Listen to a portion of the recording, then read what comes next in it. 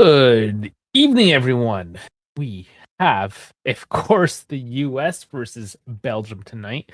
We will have our co-host coming in shortly, German Dave. We have a flyby of F-18 Super Hornets currently here in Seattle. Makes sense. It's on the coast. Carrier-based fighters.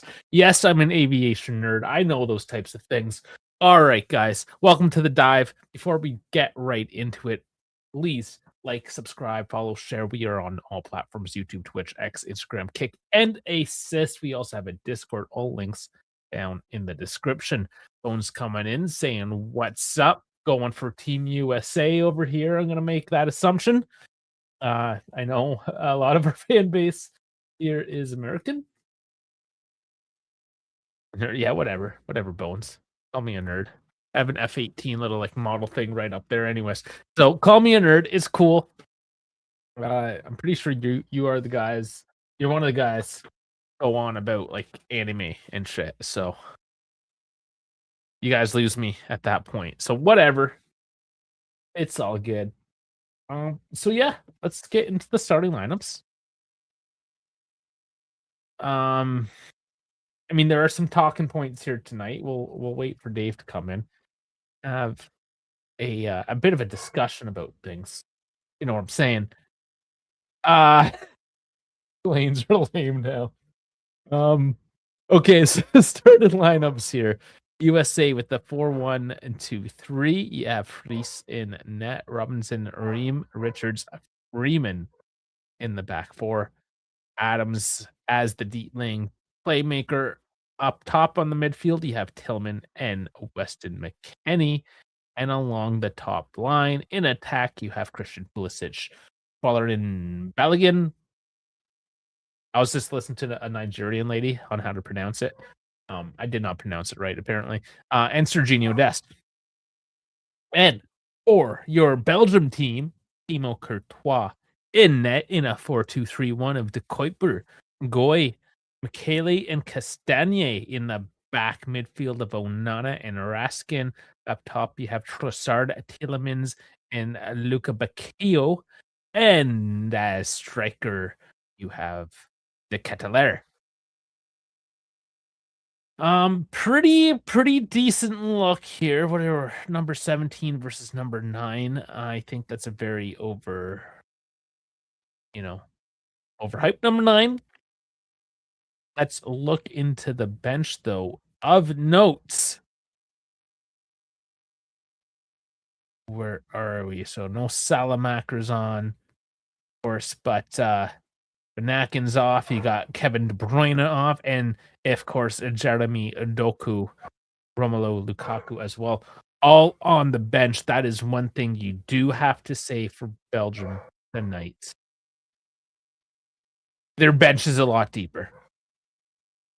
Just as they have way more coming off the bench here than what the US may be able to provide. However, the starting 11, yeah, listen, on paper, Belgium is probably the better team, but Rudy Garcia, I don't know what he's doing. Belgium, they have not looked good tournament. I don't know what to say, man. They just have not looked that great. They haven't looked great for years. They are in the typical big European team meta that seems to not handle these North American teams very well. These high press, high energy, fire for effect kind of teams. So I think they will struggle tonight. That being said, if they maintain composure, if they're able to pass that ball around the pitch, make those link up plays, they do have the skill. They definitely do have the skill, Belgium does.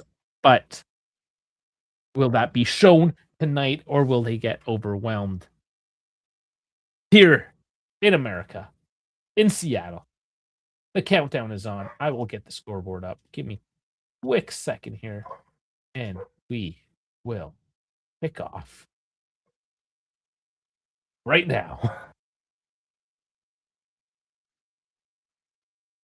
Get a sync going for you as well.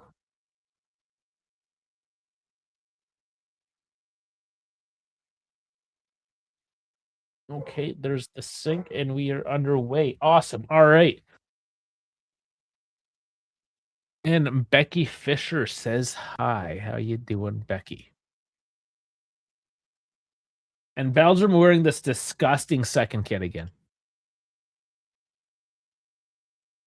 Showed my buddy at work today. He's kind of like into kits. He was not impressed. Not impressed. And wow, Castagna makes Freese work early. That was a decent placement up top in the corner there. It was a bit of a floater, but it was very well placed. Yeah, just jumps on it. Yeah, just uh, you know, from that distance, the goalkeeper can kind of read it. Didn't have tons of pace on it. Good early look. Nonetheless, I love that. Uh, I don't know, man. Does Belgium does Belgium turn it up tonight? Kenny and De Catalaire, they've played against each other in Serie A. That well, a couple years ago now, anyways. False start for the kick. He's getting booed now to Kuiper for taking so long. And another easy header on net by De Catalaire. And well, I mean, it's a shot on target. It's a start, first 2 minutes. Looking decent.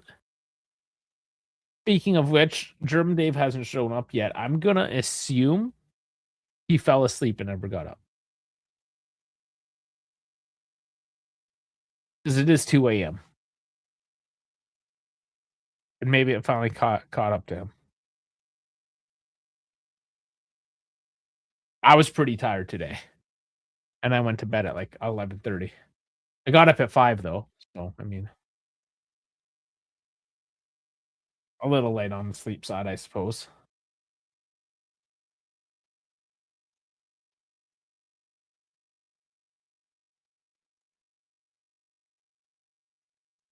US now finally get some possession of the ball. And we'll see if they come in with pace and excitement here, as you would suspect the US to do. But early on, it's Belgium winning it back, not giving any space in that midfield. That is really where Belgium's going to have to dominate this game. Nice, not quite there. Wide pass to the right, not quite working out. But yeah, they do have the skill. They definitely have the midfield. It's going to be up to the US to disrupt that flow for Belgium. Because if you do let Belgium kind of settle in, and I think Belgium now in round of 16, I think things have gotten serious enough for them. Not only that, but we know that they're upset, as most people are, with the decision of overturning or deferring Serginho Dest's red card, his suspension. And I think they're playing with a little bit of fire in their hearts. And in a sense, if it wasn't already, I don't know who would have been going for who, what the breakdown was. But if there was any doubt before, at the very least, people will be hate watching this to watch the US lose at this point. Just because of the shenanigans off the pitch.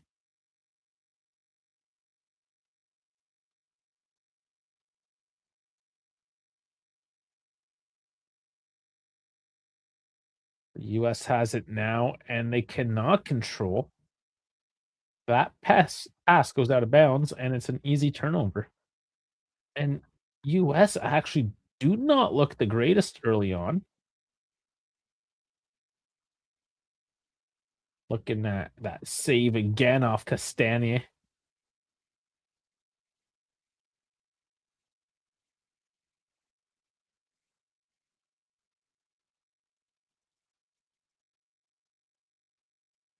I think we discussed what jerseys would be worn tonight. And I know Dave, I wish he was here now. He said they wouldn't put 2, like, of the darker colors, and they did with, Brazil and Norway, yellow and red, you know? So, I mean, the red would would Belgium's home kit not work with either of the American kits instead of having to wear this atrocity? I mean, it's blue versus light blue right now. It's not like this is a perfect representation or enough of a difference in color palette, I suppose. I don't know. Or any different than anything else. I don't know. I just don't wanna see, especially in a knockout game like this ugly Belgium jersey. I don't know who thinks it good. Hands up if you think this is a nice jersey from Belgium.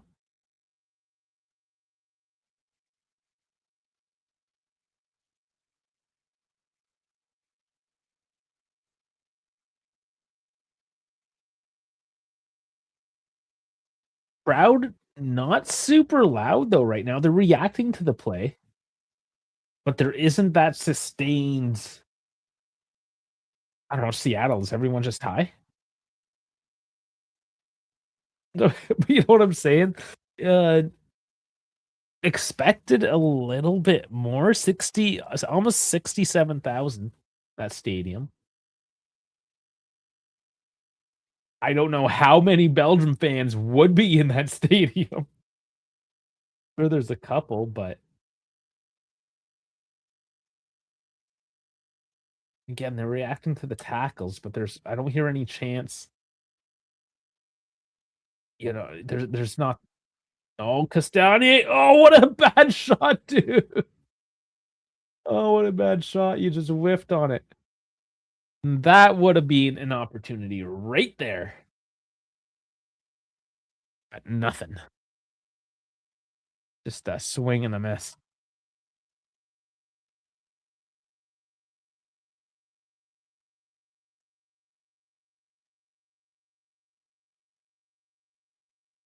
Belgium maintains the possession, going all the way back. The earlier game today, the Spain-Portugal one, I heard the commentators mention, and I know me and Dave have talked about this as well.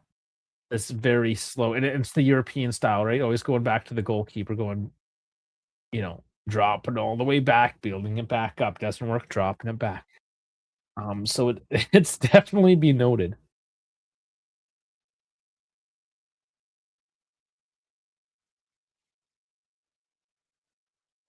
Luis de la Fuente has won the European Championship and the Nations League. The only thing missing is the World Cup. And welcome back. Yeah, you were coming in hard the other day with the questions. And that's Belgium up by 1. Charles de Ketelaere with a nice little tap in. That was placed right on his foot. Cross is good. Maurizio Pochettino is wondering what the hell it just went down. There's the Belgian fans. There's definitely a few of them. Definitely a few of them. And that was white. Quite deft by Belgium there. Made it look easy. Walked that one in. Nice little pass on a platter to Ketelaere. Yes. Happened in the back of the net. Here's a replay. Cross a play all the way to the left. Nice and open there on the left. And Cross originally lopped off. Didn't win it 50-50. And that's it. Belgium's just hungrier. That was actually a nicer cross into the box than originally I thought. Really had to get it around the player. And put it on that platter for De Ketelaere. That was decent, man. Hold up, Trump making a call. Okay, Bones, I know you're American. Or you at least live in America. I don't know. You're I don't know if you're immigrated there or if you're a true blooded American. I'm not really sure, but I know you at least live there. What's your perception of the whole Trump thing? And any American that might be in the chat for that matter, I am actually quite interested from the American perspective. Okay, so you were born here. I didn't want to make any assumptions. I've been, you know, don't want to piss Bones off over here. Get him all riled up.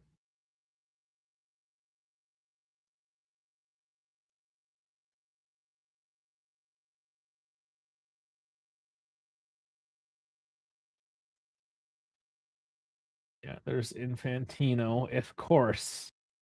Snake.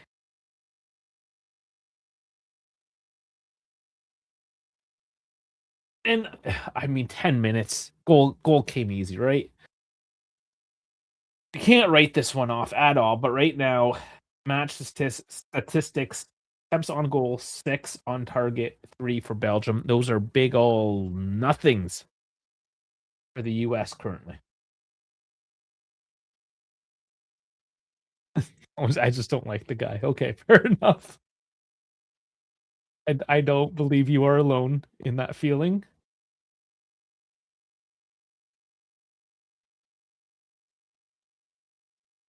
Listen, I'm not even upset with Trump. Trump's just doing Trump stuff, right? Um, you know what his playbook is. But I've been saying this, and Bones, I know you've heard me rant about this anyways, that Infantino is a cuck for Trump, and this just proves it.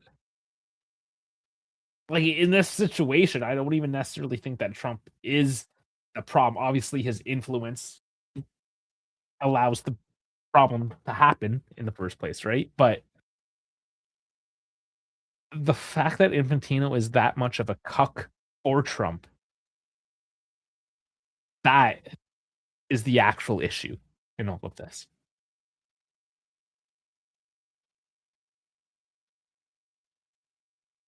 I mean, the whole Peace Prize was the coup de grace of his cuckiness towards Trump, right? And Trump knows that. He leveraged that. So, I mean, again, do you really blame Trump for leveraging the power that he has, knowing he'd get away with it? I mean, I don't know. To me, that's all on Infantino. Yeah, I snuck. I told you. I told you guys I'd sneak a little something into the thumbnail. Another cross in the box, looking dangerous, Belgium. US is now sitting deep, just trying to defend out of this. Another ball towards net.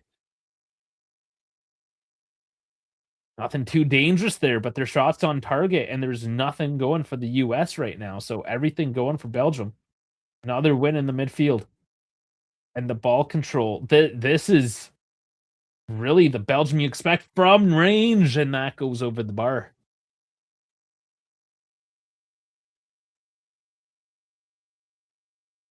My dog smells.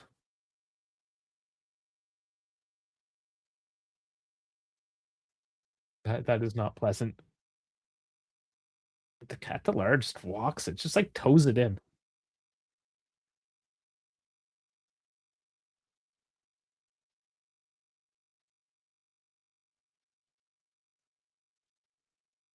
Well, man, I hate to say it, but I mean, Canada is just a Walmart version of the US in a sense, right?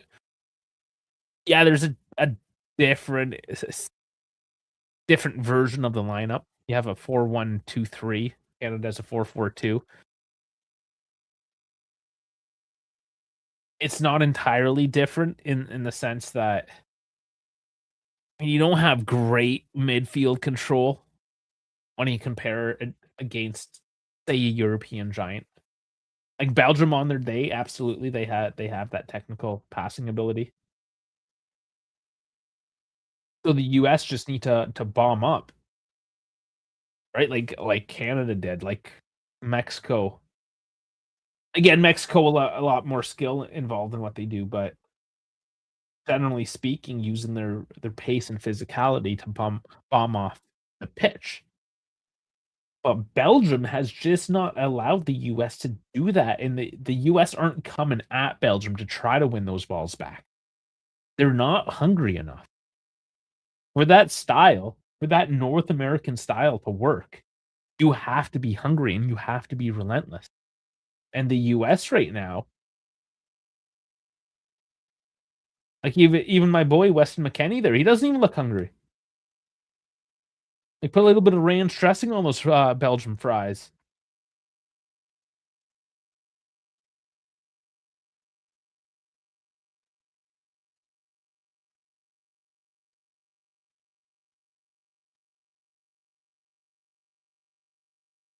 And this, of course, coming off of America's 250th anniversary.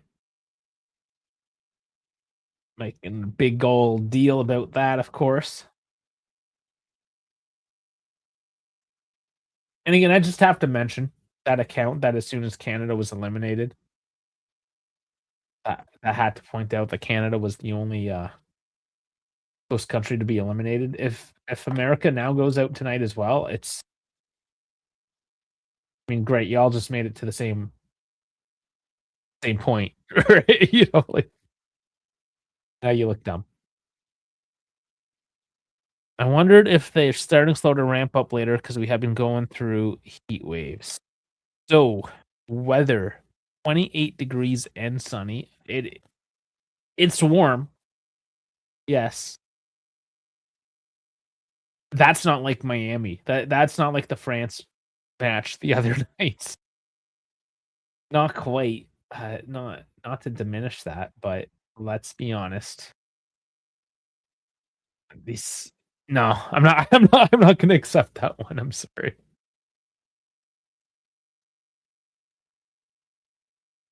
Because everyone's doing it, right?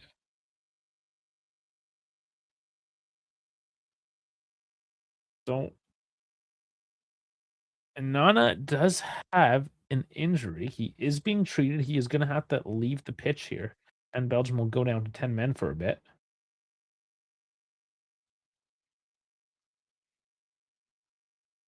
Ooh, he came down funny. Tweaked his knee for sure.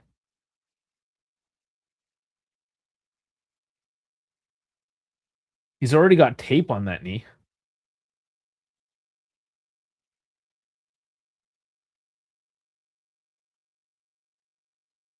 Mm. Yeah, I'm not sure. No. No, no, he's not good. He's not good. He was trying to be good, but he's not.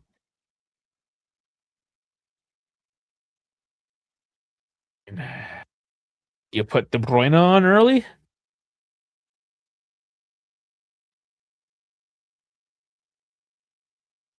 put Vanaken on. I understand Belgium went for a little bit more, I guess, speed and physicality. Essentially taking up De Bruyne, right? He's too slow. He's too methodical. They just want to match the US in that regard a little bit better.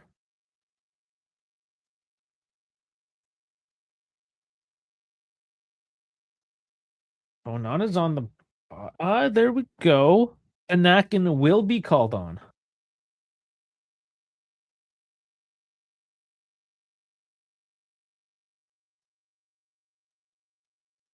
Now he's 33, so again, he's not gonna quite have that same sort of energy that Onana would have given there.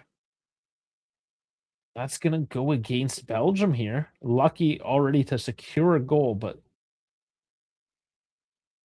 oh, bad play there.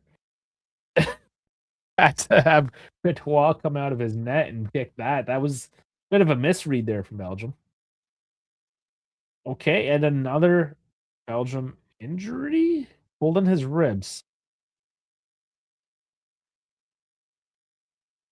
McKaylee, he's getting booed now, of course. I would be booing.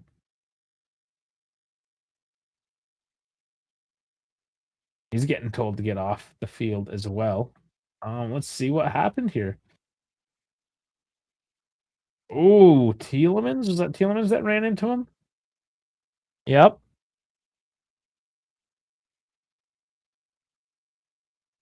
Okay, official substitution. Panakin does make way for Onana. I said that backwards, but you know what I'm saying. Panakin's on.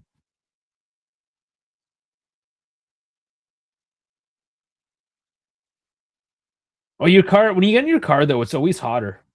It's been sitting in the sun. You got to drive it for a few minutes. Doesn't count when you first get in. And oh, a little too physical. Look at Bacchio. I don't know. I liked it. Oh, it was a little from behind on Shea Adams. Yeah.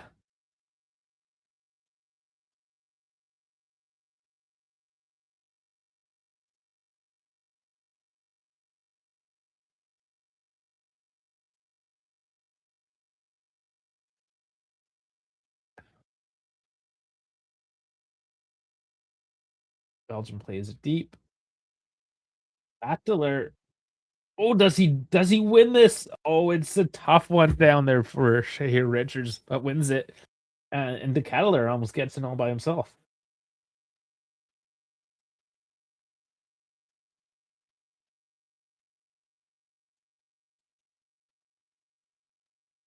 US with it.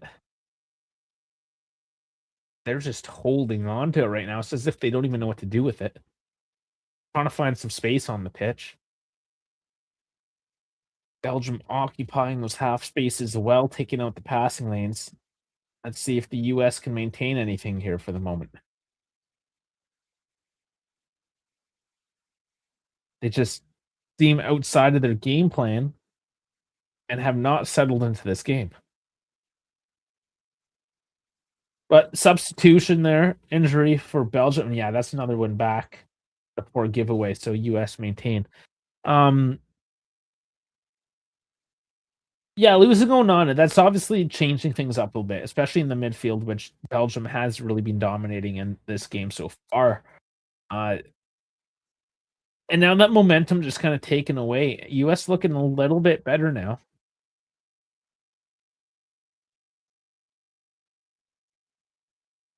Oh, there's a clash of bodies down low there. Whistle goes. And it will go Belgium's way. To the displeasure of the Seattle crowd. And that's the hydration break. First quarter done. So yeah, little surprised, I suppose, after that first 23 minutes or so that Belgium has really, really dominated the game. Let's take a look at the stats a little bit here. See if my eyes are matching up to the numbers. Okay, so in terms of player ratings, yeah, a bunch of sixes, even fives there for Tillman, Balogun, Pulisic. They're in the fives. Belgium, what's your surge? 5'9". Early in the game, bunch of 5'6"s and Raskin De Ketelaere 5'7"s for getting the goal and assist. So I guess those are the only guys getting a good rating right now. Let's look at the actual stats. First, the momentum. Mostly Belgium. US has, I guess, had a couple of looks, but it's only 47% US possession to 53. So a bit closer than I thought. XG, though, for the US at 0. And Belgium at 1.35 already at 23 minutes. And that's really, I guess, the story is that Belgium has had chances and they've had them early. And obviously one of them went in. One of them was good enough. Some of them were soft, but they were getting the balls forward. Whereas US has not been able to do any of that. After that injury, after the momentum slowed down a little bit, they held on to the ball. It was mostly negative, though. They couldn't really get in there. Again, just no offense created for the US that first few minutes. And one touch in opposition box versus 10. Big chances 0-2. Big chances missed 0-1. Passing, not, I mean, whatever, 80 at 82 and 90 at 83. Nothing, I guess, too special. But I would argue then that the Belgium passing has been a lot more progressive, has been a lot more into the dangerous zones. Whereas, yeah, the American possession has all been on a pinned in their own zone or in the midfield. So you gotta decipher the numbers a little bit there. Still early on, gotta wait for things to settle out a little bit. So we'll see.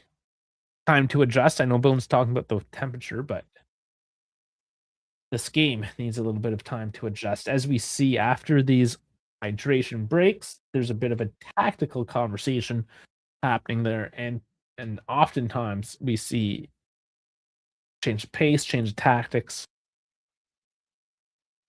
a little bit different movement. We'll see how either team approaches this now. That's the last 19 plus minutes now.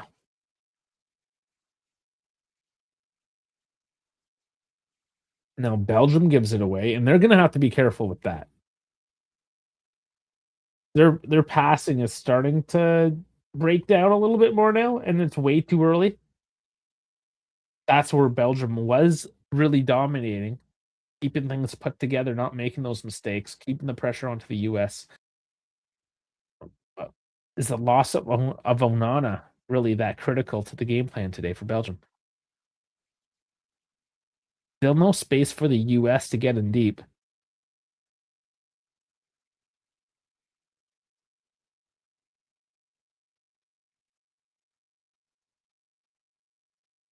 Belgium now just trying to build up, not breaking out. They realize they're a bit disjointed right now, so they're gonna have to come with a bit more composure and let the US come at them, which at this point right now, they're not. So if I was Belgium, I would definitely be playing this passing game, stretching out the legs of the US. I mean, I don't like how deep they're getting right now. Because now this is a low chance long ball for the keeper that they have to win back, which they do.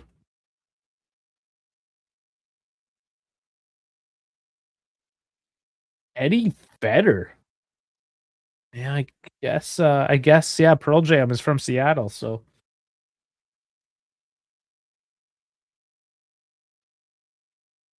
any Pearl Jam fans out there?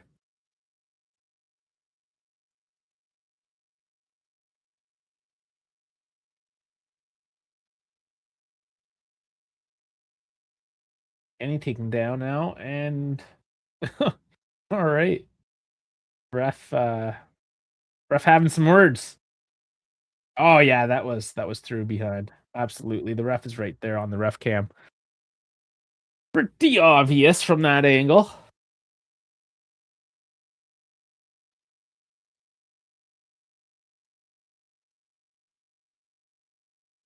I'm interested to know what Pochettino was saying at the hydration break, because the US have not really seemed to make an effect here, but coming forward now, no space. No space. Then they give a foul here for the US in a decent position, outside the box, but central, fairly direct on. And this will be a chance for the US now. Let's take another look.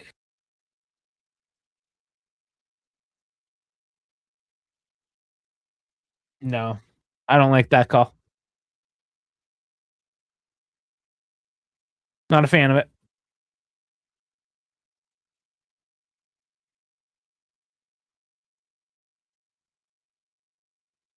Elman to shoot. And Bones does like Pearl Jam. Right on.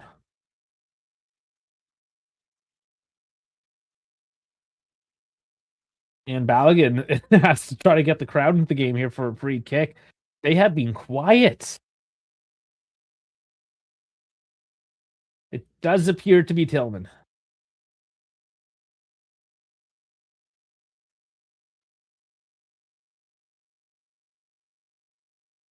To change the entire game. And it's in the back of the net. Holy. He snuck that one past the wall, and it's 1-1, just like that. I am surprised. Oh my, Belgium, wake up. You had the control of this game half hour in, and now we have a completely different complexion to this evening. And that finally gets the crowd going. Get the replay finally. Oh, there was a deflection.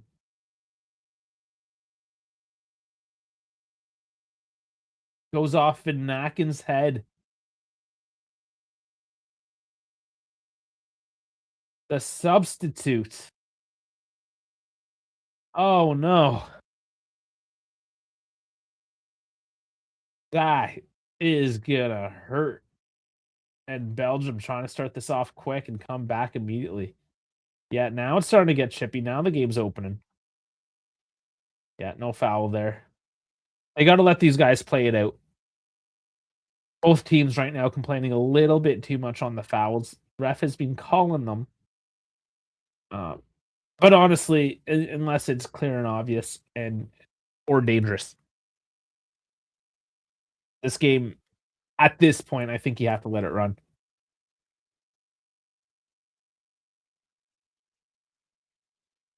Are we going to require a Lukaku? Lukaka? Whichever version of it we get tonight. Nice cross in. Oh, what a header. And it's 2-1 for Belgium. Just like that. The Cataler on the brace. Oh, boy. Pochettino's taking his seat. We got a game in our hands tonight. Just 2 minutes later, and Belgium back in it. From the man that looks perpetually 14, Charles de Ketelaere, once again getting on the end of a cross and putting it in the back of the net. Beating his man too. Reem, what are you doing? Mark your man. Mark your man. You're going for the ball. Take the man out of the play. It's Charles de Ketelaere. You're twice the size of him. You just had to get in his way. And where were you going to head it? In the back of your own fucking net? Reem, what are you doing? Pochettino kicks the Powerade carrier, and blue juice goes all over the place.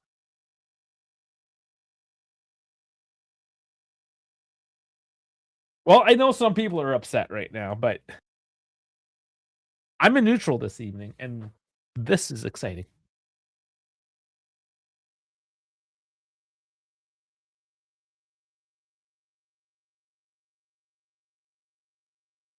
Oh, America now.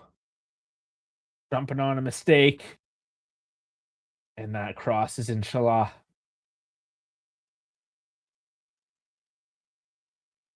$116, so just shy of 2 minutes. And that does say something about the Belgians here tonight. Weston McKennie getting a yellow card. Oh yeah, he did a classic lunge into the ball, and certainly did not get the ball.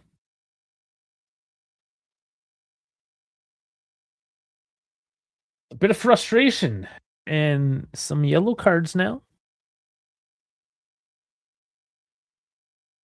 Need a little bit of calm, you know? Simmer down. Still only the first half. It's only one goal. Just need some composure now.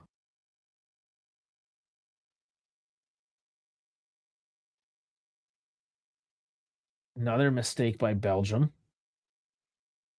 This is gonna bite them in the ass. There is another US goal if Belgium continue to just lay the ball out for the US in the midfield like that. Okay, I need to find out how many goals De Ketelaere has. Scoring. Where are you?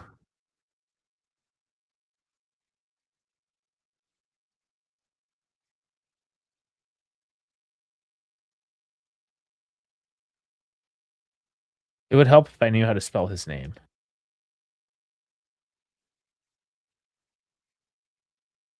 He's only at 2. Those are his first 2 goals. Okay. Well, welcome to the tournament, De Ketelaere. You have shown up.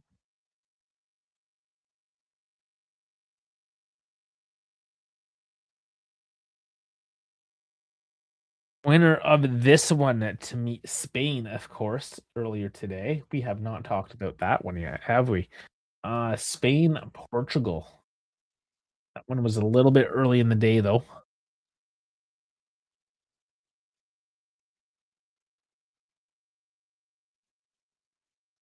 I sort of suspected that from that game, though, Portugal Spain. Um, that was almost like a final. It felt more maybe like a semi-final. Neither team really wanted to make that mistake. Goal in extra time. Obviously, some heroics, some good goalkeeping. But yeah, just that tight 1-goal game. Yeah, I had a feeling. Those aren't 2 teams that would kinda come out on a shooting spree, so to speak. They're both capable, but when they're playing each other, I don't see that happening, not in this sort of knockout situation. So 1-0. I think it was 92 minutes. That goal came in, and Spain goes through.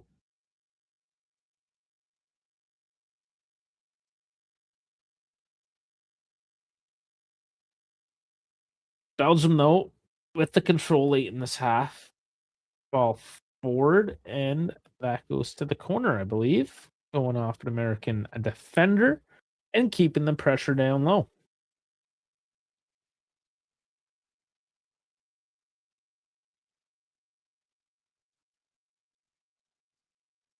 Belgium's slowing the game a little bit now with their possession. I want to just get to the half up, ahead, and in control because we know how those late goals could really mess things up going into the second. Ooh, that one goes right to net.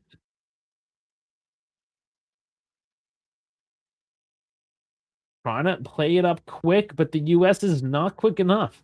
Belgium stops in the midfield. Retains the control. And they're gonna just work to kill this clock into the second. Do you think that Ronaldo held them back? I yeah, I probably. Listen, the problem with Ronaldo is it a problem? We've talked about this ad nauseum, as we know that he makes everything go through him, which makes the team very one dimensional, and the teams know how to defend it. Ronaldo, he's fucking 41 now, man. He's slower. He's slowed down. There's no question about it.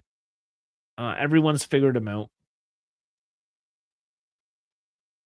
So yeah, I mean, realistically, Ronaldo should be coming in late in the game as a difference maker.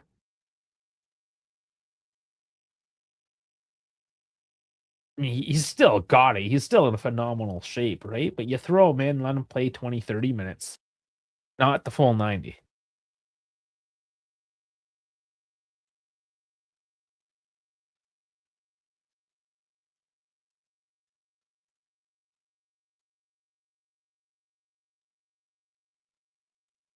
Coaching wasn't the greatest either there for Portugal, so it's still a team effort, but yeah, I mean, people have been blaming Ronaldo for years now. I don't think it's any real secret. And yes, he needs to stop taking free kicks. But that's the thing, he just demands it. You need a strong personality. That's like Ancelotti needs to go and coach him again, you know? Like,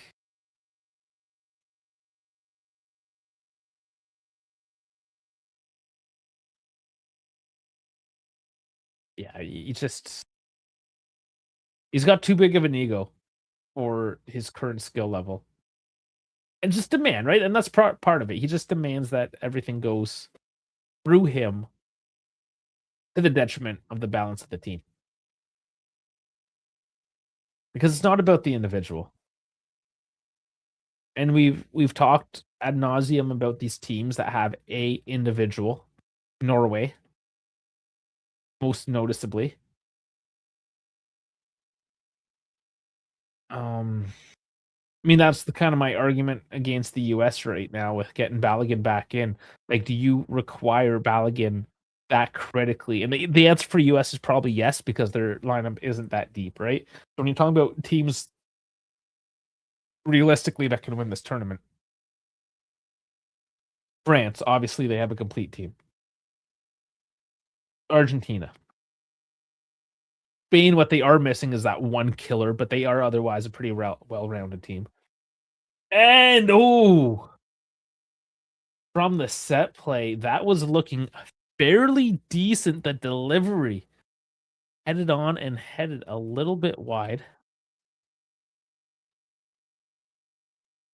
And that could have been the third one, but alas, uh, doesn't quite get through. Look at you going wide.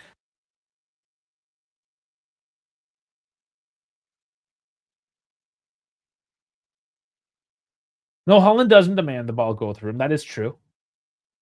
And that team has a lot better chemistry too.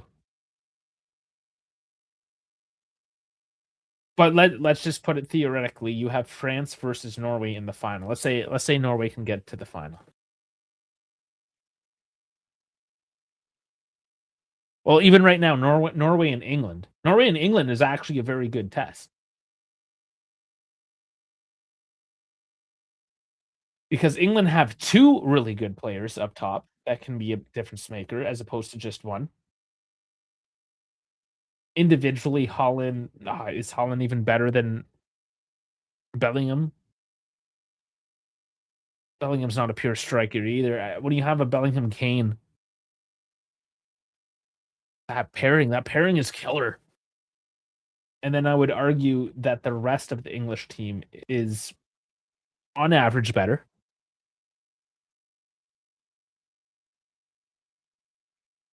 But yeah, can they get through England? Sure, they can. It's not a given. Okay. Now we still have the rest of that table to go. Argentina, Egypt, probably Argentina, Switzerland, Colombia. I mean, either way, I don't think it matters. Mind you, Colombia, Argentina, a bit of a rematch. I don't think. Yeah, I mean, realistically, your next opponent after that is going to be Argentina. So for Norway to make the semifinals, obviously, I think that's an accomplishment. In a nation of 5.5 million, that would be a huge accomplishment to get to the semis. But you're asking me to predict that they can get through Argentina if they can even get through England at this point. Ooh, a ball in the box does not land nicely. The US into the final seconds of this half. Can't snag one off the long throw.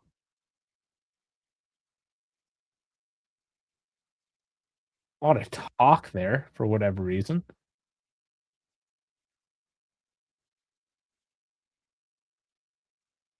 Will be a corner for Pulisic. I've always said his name Pulisic. I don't know. Just seems like the right way to say it. Not a corner. VAR has overturned.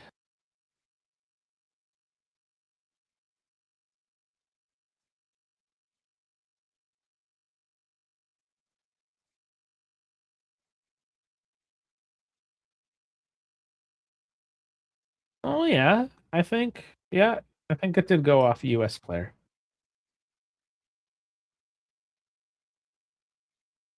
And how much time do we get? 6.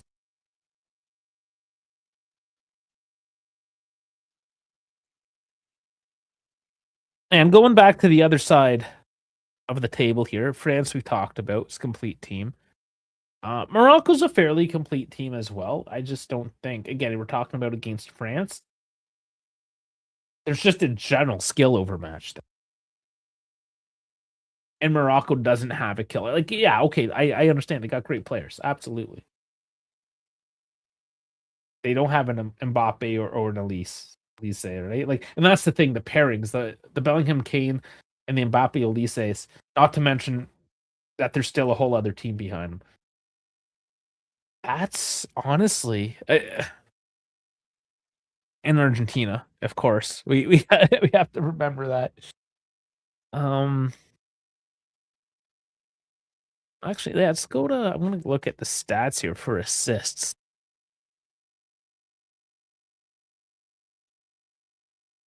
So Elise obviously at top at 5. Bruno Guimaraes at 4. Brahim Diaz is at 4. Hey, where's Argentina? Who's been assisting in Argentina?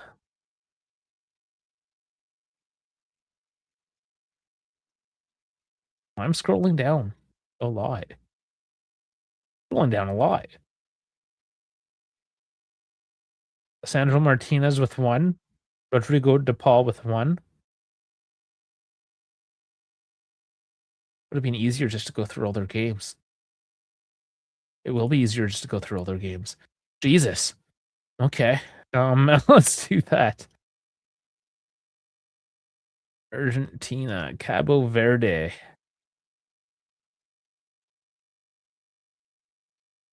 Assists would have come from Lissandro Martinez, McAllister. The only two. Jordan.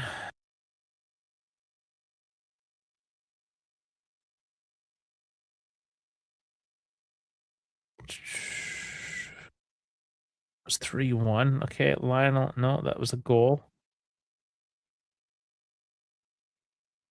Where are all your assists for this game? You got 3 goals. They're all just individual efforts, I guess. Yeah, Martinez, Lo Celso, and Lionel Messi all unassisted against Jordan. Interesting.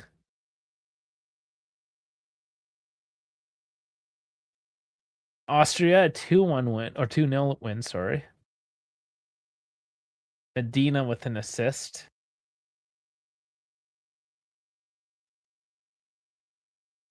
Balogun, oh, gets locked down at the end.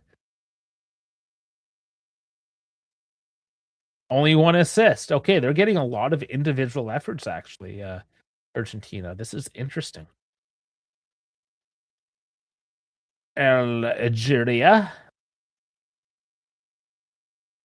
a 3-0 win.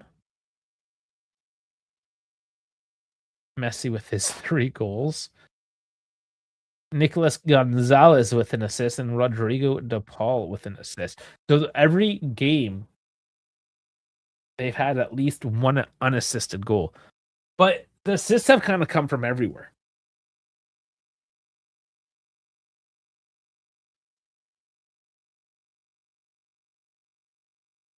Not relying on any one individual player. In any case, I don't know. I think, at least I feel that we've watched enough football in this tournament so far to get a real good feeling of the level of some of these teams.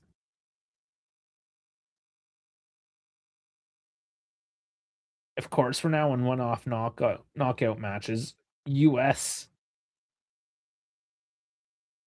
I don't know, man. Like I'm trying not to trash them. I thought I'd be here trashing Belgium here tonight,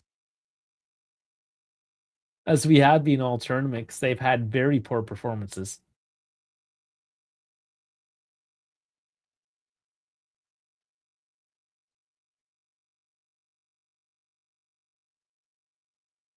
Tillman doing well to get by 2. Balogun released ahead, and Loftoff can't get it on net. Wins a corner, final few seconds of the half, and maybe something to grab going into the locker room.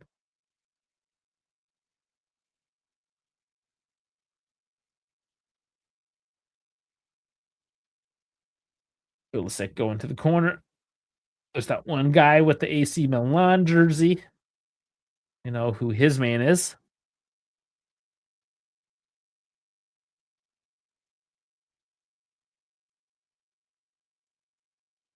The delivery. And Courtois there to grab it. Easy days. And that is the half.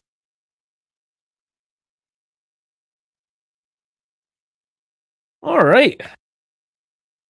Low down a little bit towards the end, as kind of called would happen. That with Belgium kind of controlling the game. We'll bring back up the font mob. Take a good look at things.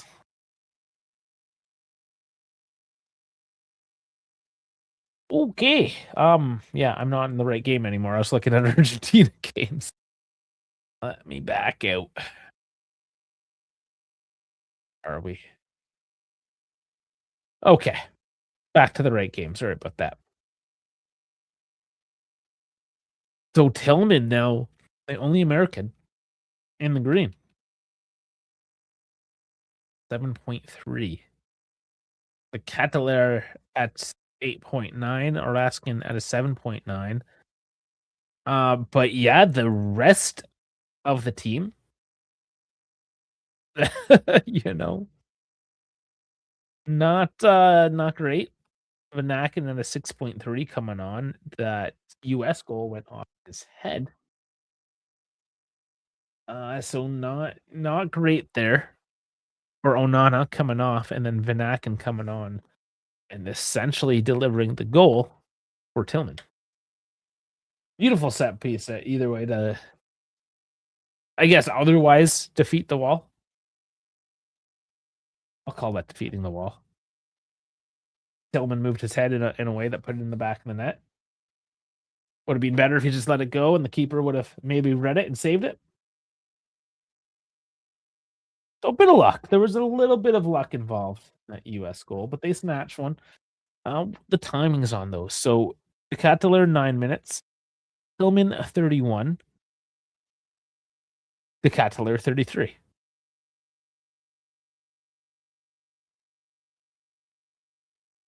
Also, okay. I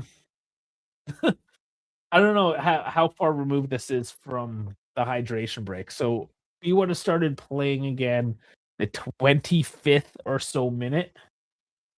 So I guess that's close enough, right? 6 minutes later. Or less, by the time you start playing, whatever. 5, 6 minutes. Tillman scores.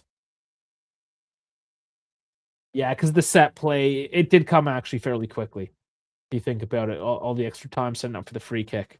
That's actually even probably closer to 4 minutes.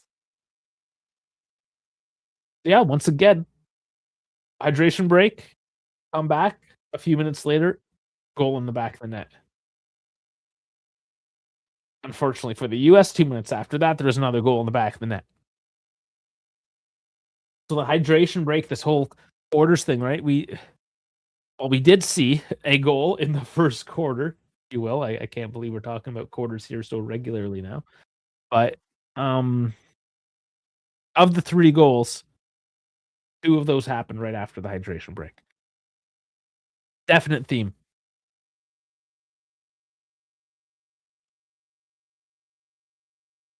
Let's then look at the momentum.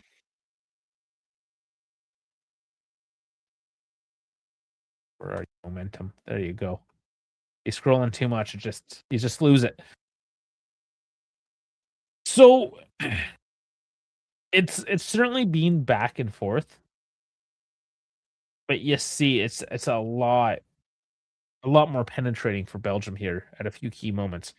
2 of them, which is when they got a goal, and yeah, they kept on going after that second one as well for a little bit. until they drew her back in and just tried to see the half out. But possession right now, again, even as it was a bit earlier, 47% for the US to 53. XG 0.42 to 1.9. Total shots 3 to 11. On target 1 to 5. Touches in box a 4 to 14. Big chances 0 to 4. Missed a 0 for 2. 50% conversion on big chances for Belgium. Passing 181.85 to 199. 85, pretty close there. Yellow cards, 1 for the US. Corners 1 to 3. So, I mean, generally speaking, Belgium has had more of control. They have looked better. They've scored on open play. The US requiring a set piece and a deflection. They deserve to be up this half. Like the numbers are indicative of the score line and what we've seen. And Jeff with the next, how's it going, my man? Yeah, absolutely. Belgium looks more motivated. That's what it is, really, at the end of the day, is the US relying on a game plan of athleticism and pressing, and they're just not. And man, it's I don't want to say what the players are thinking, right? I don't want to necessarily overstep, my assumption of what's going through these players' heads. However, I feel like the government intervention has gotten to these guys' heads because I don't know how many of them are necessarily a fan of this current administration.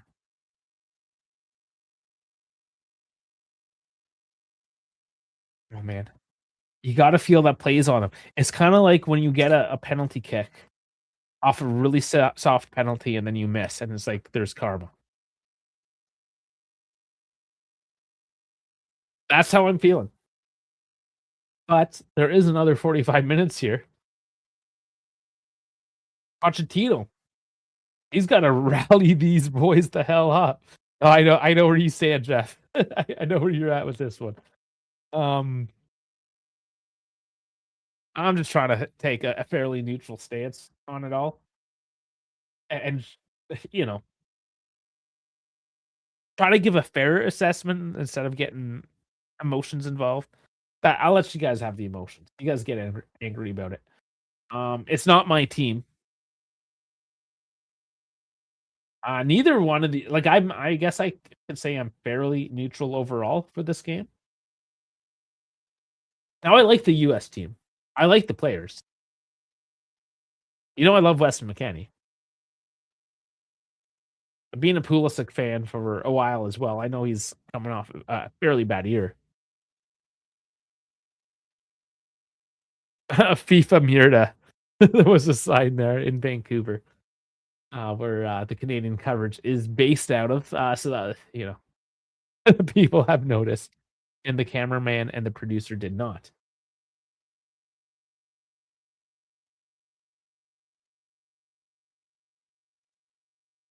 So on the numbers on the day, so far, absolutely Belgium. Pochettino's got to go in there and rally these boys up. Uh, if it is this whole phone call situation that has got the boys rattled or out of sorts, it's up to Pochettino to come in there and no man, that's not what you're fighting for right now. 80,000 fans in the stands, a whole nation of 380 million people.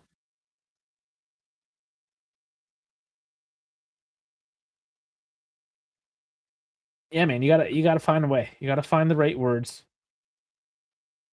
Yeah, and there's the kid, of course. There's a kid with that shitty Belgium second kit. Of course, it's the kids that wear it.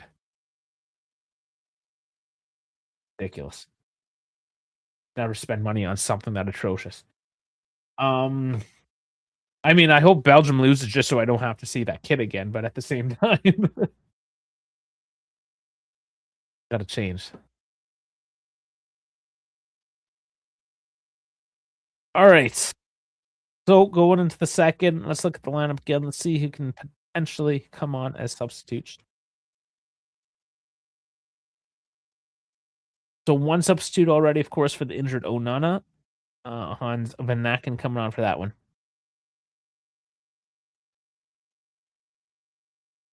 Arthur Thrite, Thomas Meunier, perhaps for defenders. You got Salamakers. Axel Witsel had any minutes this tournament. It won't let me go by tournament. Awesome. Okay. No matter. I don't think it's had any minutes. Jeremy Doku, of course. Kevin De Bruyne. Matthias Fernandez Pardo. Romelu Lukaku. That's 6 names I pulled out there. I guess it depends, really, if they need to snatch a goal late on and if they're going to put on attackers or if they're going to lock her down. But they got some good names. The US. Reina. Berhalter. Timmy Weah. Adji Wright. Ricardo Pepe.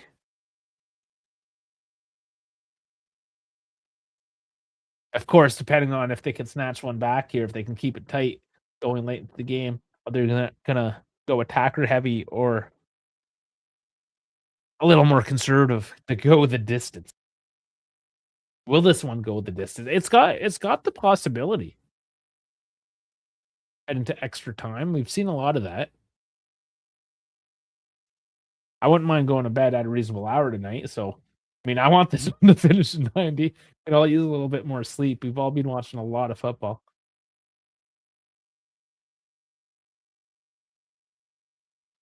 But Belgium just needs to keep on doing what they're doing. They got a bit to clean up a little, in that midfield. Keep the passing clean, keep it connected, keep it positive.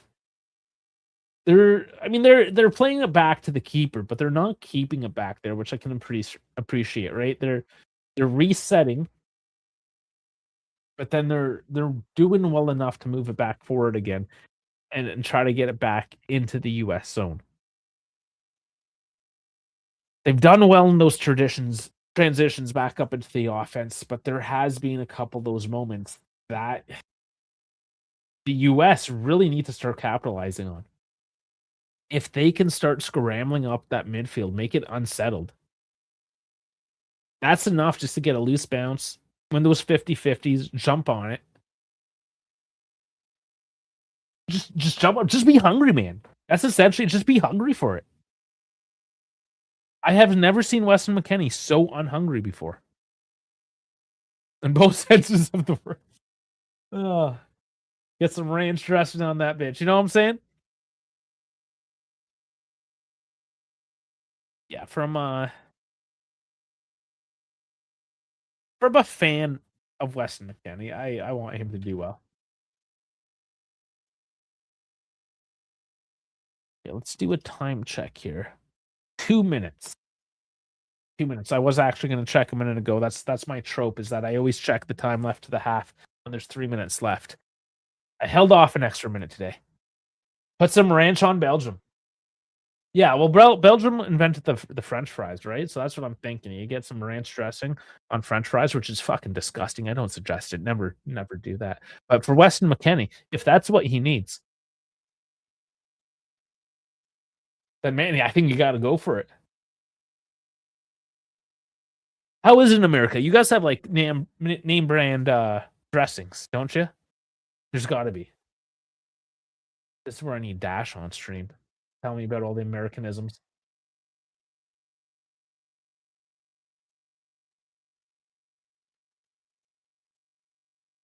I just don't like sauces, though. Generally, well, you know my feeling, right? Is that if you need to put sauce on it, you fucked it up. Like sauces are there for shitty meat or for shitty cooks or a combination of the two. Now, if you have shitty meat and you don't have time to do like a nice slow cook, really get the juices going, braise it, what have you, right? I mean, if you're on a budget and you're just slapping some meat together, okay, I get it. Sometimes you need to put a little bit of dressing on her, make her palatable, right? But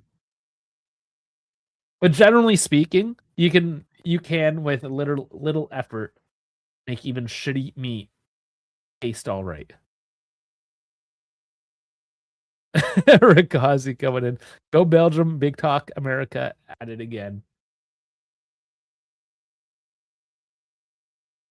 There's yeah. They're not all like that though. You just blame the Northeast. I think that's what it is. The Northeast and California. They're the big talkers. Everyone else is just the big eaters. God, delicious. Okay, this game's about to get underway. I'm gonna refresh a beverage here. I'll be right back.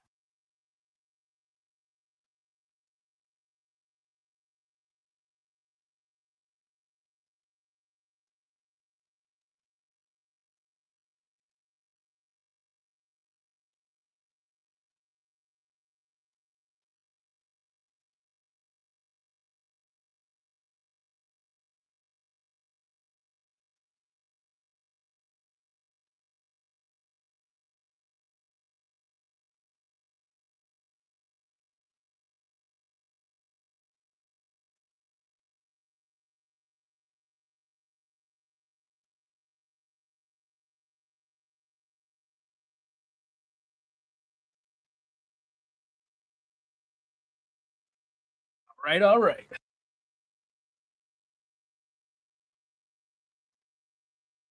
Yeah, I just left that comment up too, just because. Why not? So Pepe Reina coming on.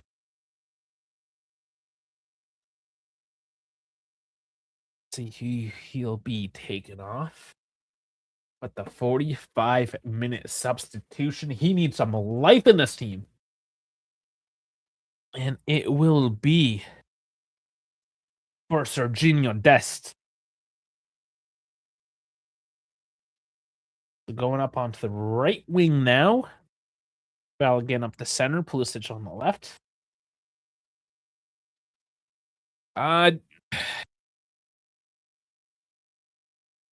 Yeah, I don't know. That top line has not been able to do a whole lot. So Pepe Reina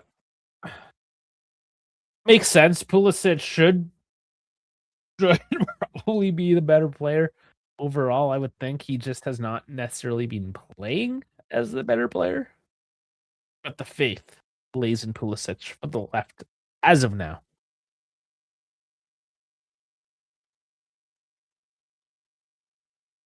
God, I clicked out of the game again.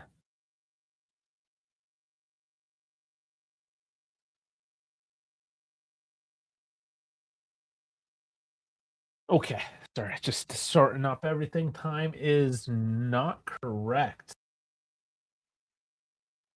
I will have to resync that as well. Give me a moment.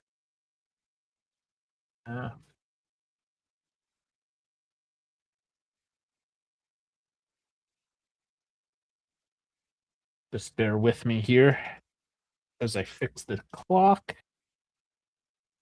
And there's the sync. Okay, back at her.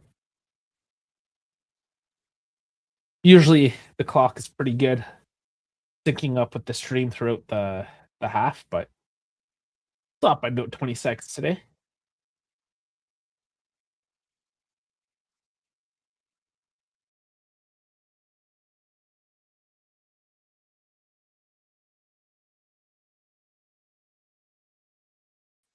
I just like put my hand down on the desk, hit the back button on my mouse. Rookie mistakes. Rookie mistakes. Sorry, guys.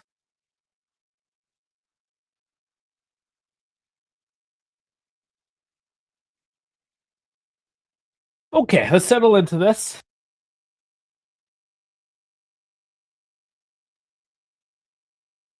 No other changes. Belgium staying as is. Belgium keeping it out for now. US looking like they want to pounce on it, but they can't control.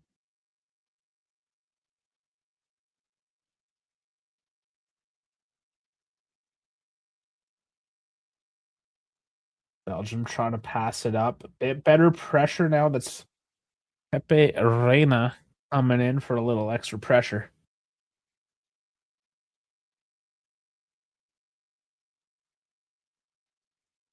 Now Anthony comes in. Let's go, Belgium. That's 2 in a row now. Yep.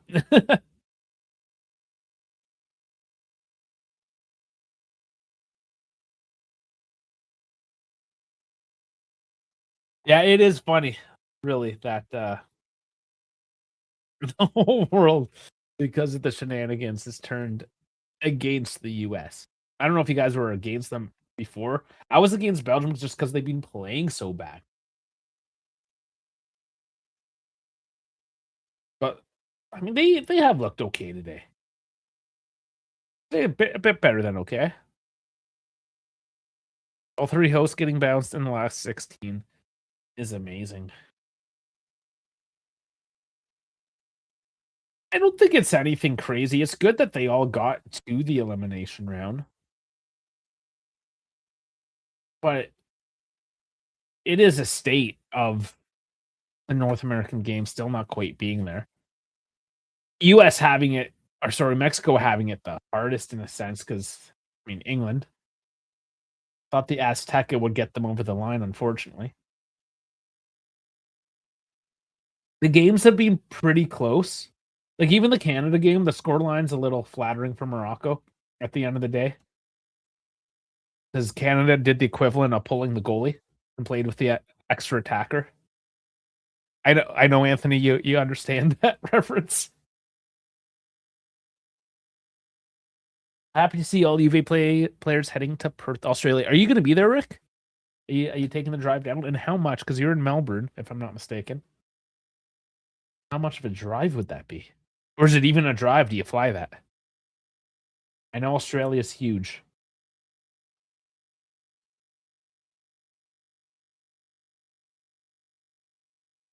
I'm against the Americans now because they're acting like experts on the sport all of a sudden and being a damn arrogant, thinking they're Brazilians.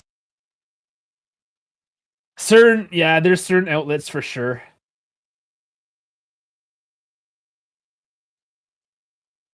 What has really been exposed to me, because typically I'm pretty hyper focused with just the Juve stuff, or at least within Serie A. Not really expanding outside of Europe too much. Keeping within a certain bubble, if you will, right? But streaming literally every day. Watching all these different games, all these different styles. And then going on social media after it. Now I know I haven't watched every game, I've watched every minute. But I feel like I've watched enough to have a fairly good understanding. I gotta admit, I've watched more Belgium than I have US. I'm a little more comfortable with calling Belgium at the moment and what they've been doing. But at the same time, at least with the US, I've, being a Canada fan, being within CONCACAF, it's something I've been exposed to, right? I'm not unexposed. But watching, let's say, like some of these African teams that I'm not used to, right?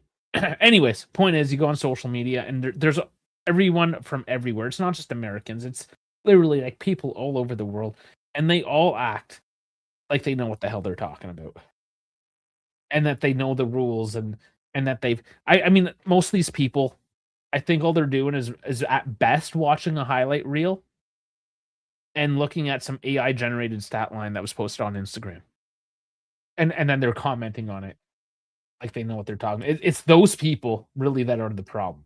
The people that are actually been sitting down and watching, no foul. There are legs going through right now.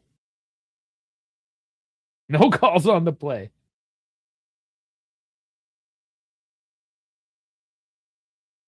England took Viagra. Okay, who is down here? US player right at the edge of the box. Big slide coming through. That is Pulisic.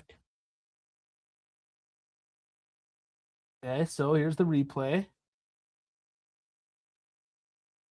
Ooh, if anything, yes, Pulisic came through onto Tielemans, I believe is how that happened. Yeah. No, that was Tielemans' ball. That was a good call on the play like that. Good on the ref. That got the crowd riled up now. Flying over, meaning Del Piero, Ravanelli, Bonucci, King Kong, and Blair. Nice. Yeah, man, I'll be paying attention. Fucking yeah, you're mostly on Instagram, I believe. I'll have to pay attention to that. Instagram, I've said it before. Instagram is weird. I know I got a message from my buddy at work today, and I opened it up and it just disappeared. That app sometimes I don't know what the hell it's doing, but I'll try to make it work. Meta apps, they're all not a fan. Not a fan. And Freeman, no control. No control there, man. But yeah, I mean, the US has at least been taking a look now here. A few minutes into the second half, it hasn't looked all put together or really that dangerous. But a bit of that momentum shifting to the US right now. So Belgium has to be careful not to get too comfortable with this lead. Long ball out by Courtois. I mean, any asshole can say this. I know this is easy, but like Belgium just get that second goal and then just sit back and play your Euro trash version of holding play and ball control. You know what I'm saying?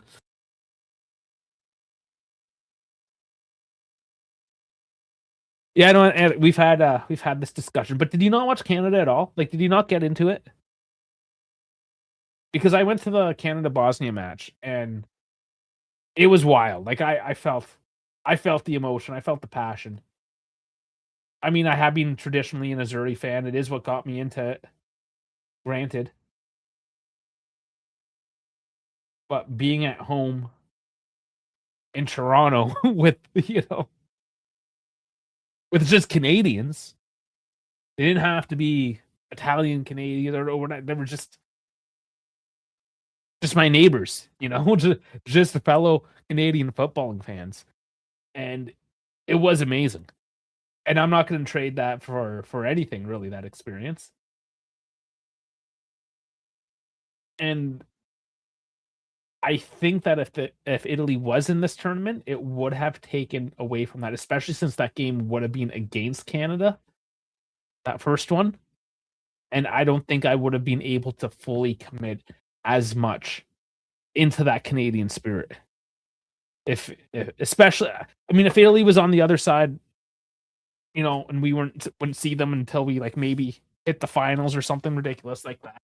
There would have never been any issue, I don't think. But showing up to that first game, which was realistically the only game I was going to see,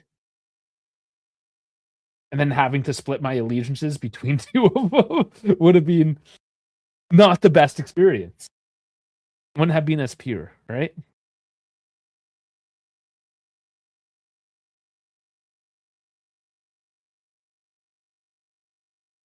Okay, but like in any other sport, like in hockey, I have a Western Conference team, right? Because I lived in the West. I lived in Edmonton. So yeah, I've cheered. I'm a Leafs fan, but I've cheered for Edmonton. Trying to think what other. And it is 3-1. Oh, America. Oh man. What did you just do?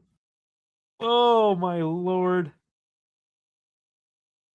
Gift wrapped and delivered. Oh, dude, that is I don't even know what to say now after that one. If USA loses, Trump can finally shut up. I don't think he will. Good luck. We can hope, but I don't know. But going back, Reese didn't get rid of the ball. He got harried. Is it the Cadillac again? Just harrying Freeze? It is. Gets the touch. Does he get a? Does he even get the assist on that? The Cadillac.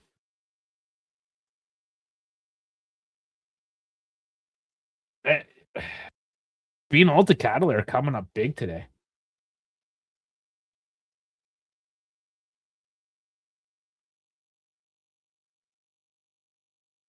The FIFA press looks like a left nut.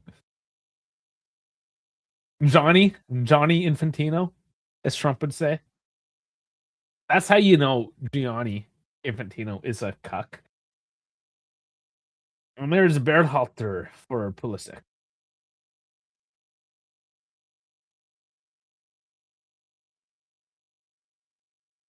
Yeah, if Juventus play Toronto FC, that's not a national allegiance though. I don't even like the city of Toronto. It's just I follow their sports team because that's where I grew up. But I hate going to Toronto. Torino's a beautiful city, by the way. Yeah. I'd rather live in Torino than Toronto.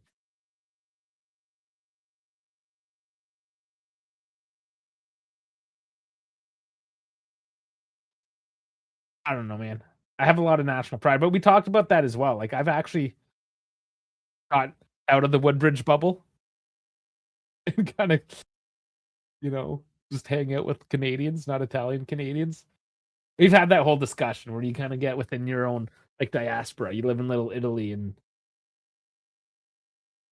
kind of get stuck into that mold, if you will. Or like where I am, I am the Italian speaker. Like I am that guy.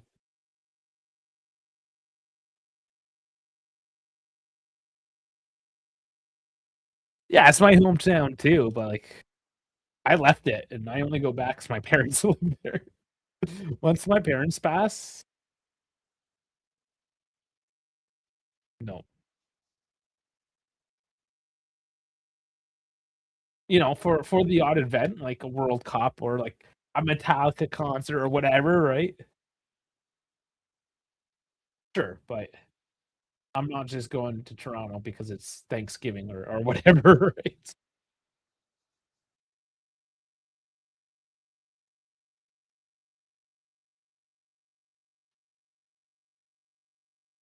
And that's the thing. That's what I love about Canada. This is why I am so aligned, I suppose, with the team and the pride.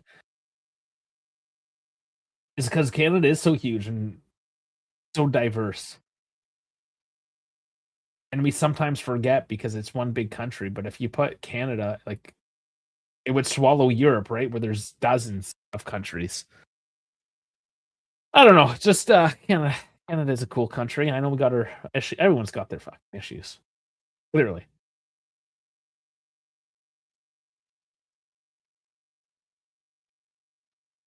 But yeah, at the end of the day. I don't know. I'll still watch the absurdity. I still care about it, right? Um yeah, as a Canadian with Italian heritage, I don't see any problem with supporting either. I've always supported Italy because Canada wasn't in the competition. But I remember in '94 when Canada won the World Cup and I had homework to do on a Sunday. My mom wouldn't let me watch the game. I still want to watch the game, even though I didn't know anything about Canada soccer in 1994. I just felt like I needed to. Juventus are buying dicks. Essentially what you're saying. They've only bought one guy right so far. Belgium's still coming at it. Out for a corner. Yeah, Yule, all they got was essentially Ecuador, an up and coming youth guy. Pulisic is not looking good. Yeah, I think that was just an opportunistic kind of purchase in that case. And we need to not get excited or our hopes up. And if it all works out, good. If not, hopefully we can make some money on it. He's a player that's young enough and on a friendly enough salary that you can move on. And if he works out, then he works out. But I mean, to say they're buying Katso, I don't know. They bought a 19-year-old.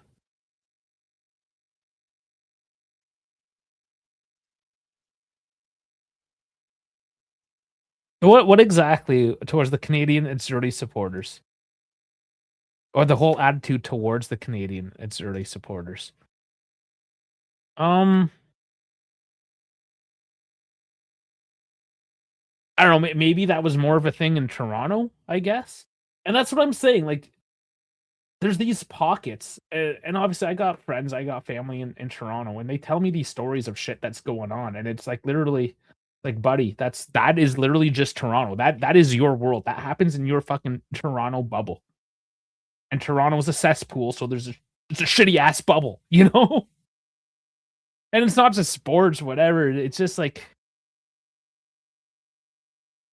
the Palestine, when the whole Palestine marches were going on downtown, and there was just some obnoxious guy that was like trying to blast "O Canada" over whatever was going on in the Palestine march, and they were doing a peaceful protest, whatever.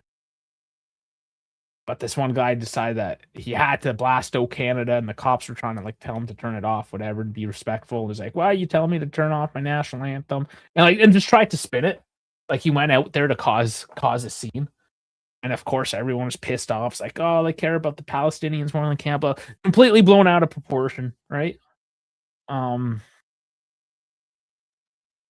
and then my friend's losing his mind. Is like, what's going on? Fuck. And I'm just like, dude, no, like that's literally just shit happening in Toronto. Nobody else gives a fuck. It's not a thing. Rosario, Jesse Marsh, and the TSN commentators are really coming down on anyone supporting Italy over Canada as being kind of treason. It's freaking sport. Listen, Jesse Marsh on Doku is going to be coming on. Jesse Marsh, I mean, he's fucking American, you know, and he's just rallied behind these boys, and he's trying to get the whole country to rally behind him. That's his job. What he did, I'm proud that he did it, because even after they lost to Morocco, he's like, I still rather be us and not Morocco. Kind of saying that he's proud of his boys, even though they lost and they made huge strides, but also kind of giving a dig at Morocco, being like, these guys are a bunch of cheaters. Look what they did in Africa. Blah, blah, blah. That kind of political, right? Jesse Marsh has always been 100% against his boys. And I couldn't ask anything more from my coach, essentially, right? So, yeah, I'm not going to get upset at that. I mean, he's an American throwing everything to his team. So I can 100% respect that. Now the TSN commentators, I never saw that. I do give credit to TSN. They have done a pretty decent job handling the coverage throughout this tournament. Like, they've made huge improvements, because I remember watching the Euros and just being disgusted with the coverage, and they couldn't, like, De Bruyne, they couldn't even say his name properly. It was a whole travesty. That being said, anything that comes from Bell Media Group is usually completely fucking trash, and I don't give a fuck what they have to say. So, I mean, maybe there was some shit happening there, but it's TSN. So, fuck those guys. And Rick Ozzy, thank you. $5 Australian. Thank you very much. Honestly, this World Cup is fixed. Hard between red cards not given and the draw. Where's you? Yeah.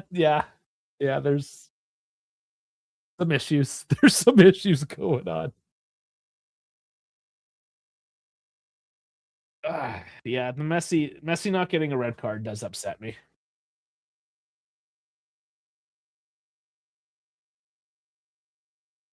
Lukebakio and De Ketelaere do come off for Doku and Lukaku. So they're going attack heavy here. 23 minutes left.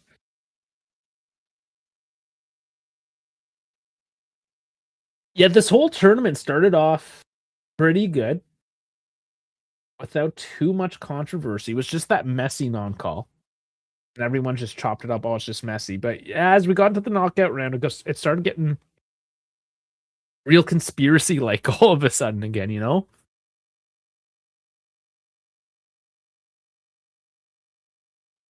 So, yeah, I don't know. I don't know what happened, if they were just stringing us along, or now that it's real, there's proper match fixing to be had, so to speak. Perhaps. But yeah, you definitely have to ask some questions. Oh, that was a heavy tackle on Tillman. That will get him a yellow card. Tillman on Tillemans.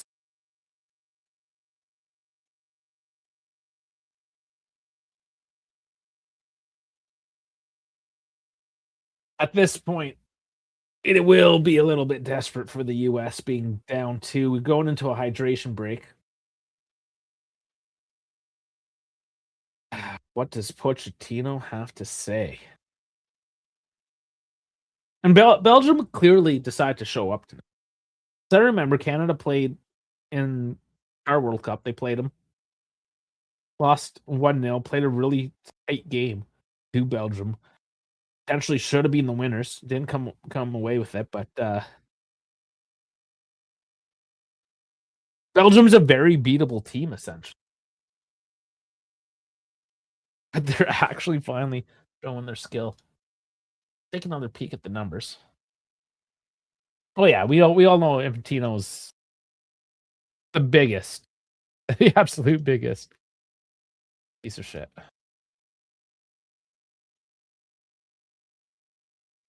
Trump cuck is what he is. Hillman is the only guy in the sevens for the US, 7.8. The Ketelaere at a 9.4. They do give him the assist on that third goal. Deservedly, because he harried Fries and caused that error in the first place. So lucky just to get that touch and get the assist. Big numbers for him tonight. See what else. XG is 1.22. Yeah, he's got some big numbers. Got some big numbers. Shot accuracy 3 for 3 even tonight. Still though, some oranges, some 5s and 6s for Belgium. Surprising enough, they are doing, I guess in hindsight, not great, but that's to say the US are not. Yeah, Ream at a 4.8. I think that's more the story is the US didn't come out to play tonight, man. Which is really surprising. It has been mostly the US in the second half, though. As you can see, the momentum, there's high momentum for the US at the time that they get conceded on just because of that awful mistake.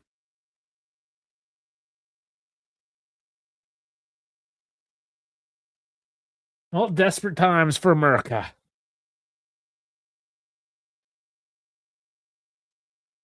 All right, back at her for the final quarter of this match.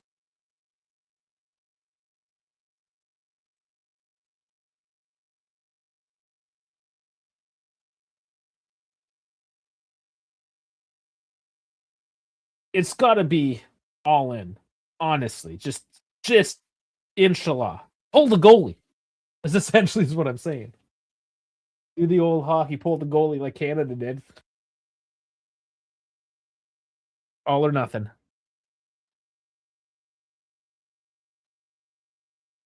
Adams is coming off, and Pepe is on. This is it, boys. You got to throw it at him. What style of axe? That is a 50th anniversary American Stratocaster with the humbucker. Yeah, I know Axe's guitar. Fuck, if I owned a guitar and didn't know that it was called an axe, I would, I guess, be a very good owner of it. I don't know.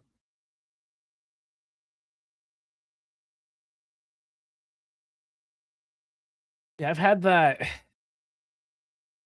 think, near 25 years.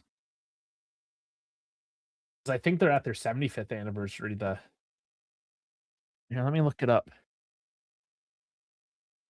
Strat, uh, how old is the Stratocaster?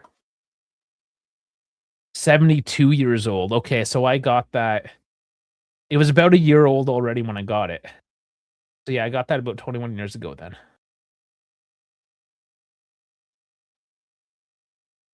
Because it is in the butterscotch color with the humbucker. I guess it just sat on the shelf. Oh, Jeff Bezos is there, so that makes me hate this even more now. Um yeah, so the butterscotch, you usually see them on Telecasters. It's not a very common color to see on a Strat. And it's not my favorite color, but it's unique for a Strat, I guess. And the store had reduced the price because it literally just sat there for a year for no reason. And I wanted the humbucker because I like heavier music. I like to play with distortion. And I was close to getting a Gibson SG, which I still love. I love the Gibson. I love that sound. But there's like the Strat, or sorry, there's the Gibson sound, and then there's like the Strat can just kind of do everything else, you know? And I wanted something versatile that I can kind of do everything else with. But the Eddie Van Halen Frankenstein, I think I know that one. Look it up to make sure. Yeah. Yeah, I know that one. Or the Frankenstrat. Yeah. Yeah, that'd be cool. Yeah, send me pictures.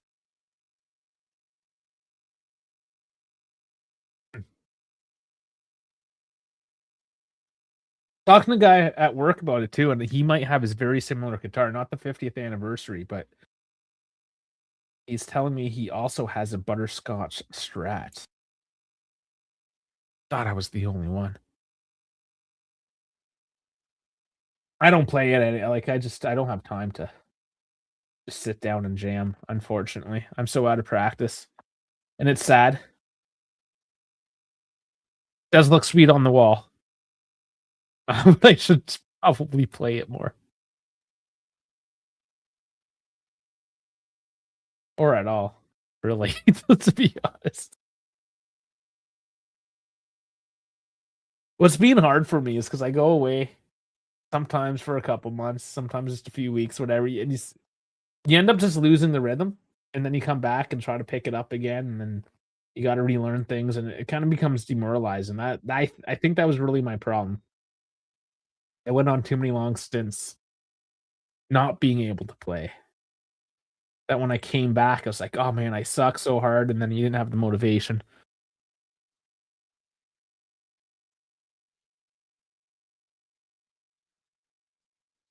Oh yeah, that's a definite foul for Robinson there. Pochettino does not look happy. He's a sad panda.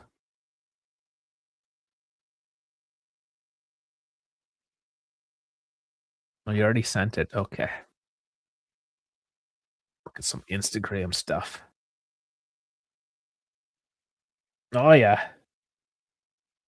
That's a nice even the case is nice. I'm here like, oh, you got is it normal that the middle, yeah, it is. I guess I've never really taken an actual close look at it, but that the middle pickup is supposed to just look manual like that, eh? Interesting. So does that middle pickup actually do anything? Or is that just to look all messed up?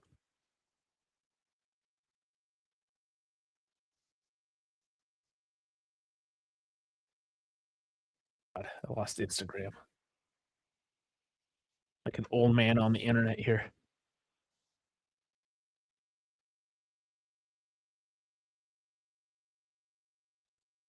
What was that? No red cards, just red Jello shots. That's, a bar next to the stadium. That's actually kinda funny.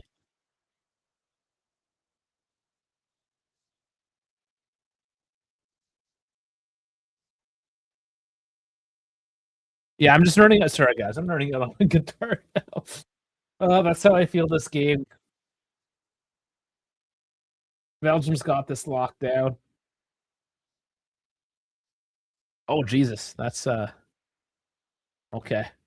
That number makes I thought you were saying, like, $15. Like, what are you talking about, 15? What's 15 bucks? Yeah, that number's more makes more sense. Oh!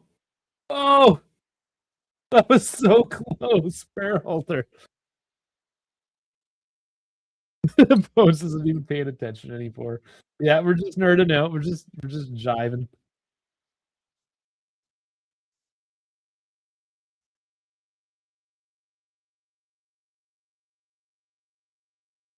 Oh, Daddy Bearhalter there.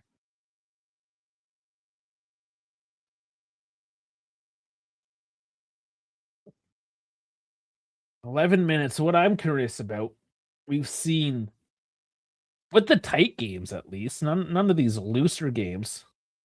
2 goals. I'll say that's loose. Um, a lot of extra time added on. Oh, McKenny. The booze. Oh, man. Oh, the wife knows she'll lose her shit. It's one of those, eh? Oh, fuck. Yeah, because I know you're really into, like, the classic rock and shit. You always have that on the podcast going.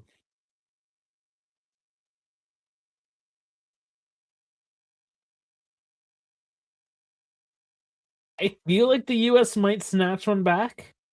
Maybe?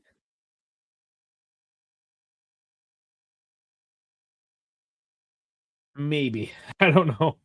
Not super confident. There's the energy there, but could they link it up? And you got Doku and Lukaku on. They haven't done a ton since they've showed up. Maybe just to add some physicality, not necessarily looking to snatch another goal, just to get some big dudes out there and no, there's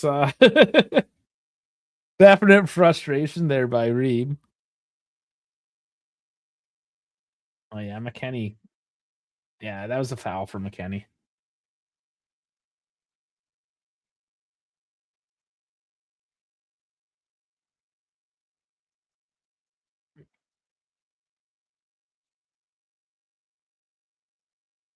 Yeah, I don't, he didn't answer me, did he? The that middle pickup. Like obviously there's no pickup there. Is there like anything functioning there, or is it just to like make it look all messed up? Oh, US gets a shot on net, but the angle is too tight to really get a good shot on, and it's easy save.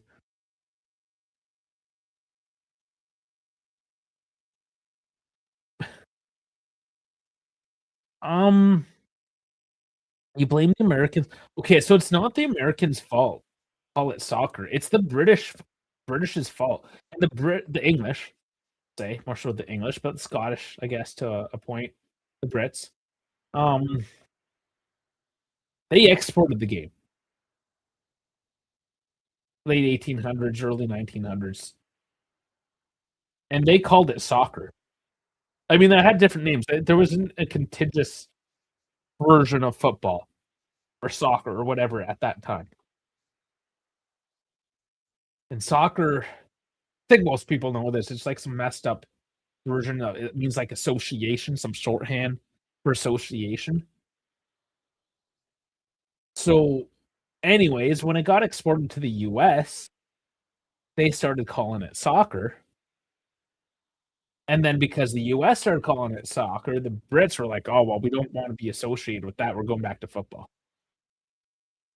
So, honestly, I just blame the Brits. Again, I mean, it's easy to blame the Brits. I know we wanna sometimes blame the Americans. Um, but have we forgotten that Americans are just rebellious Brits? Think about it, right?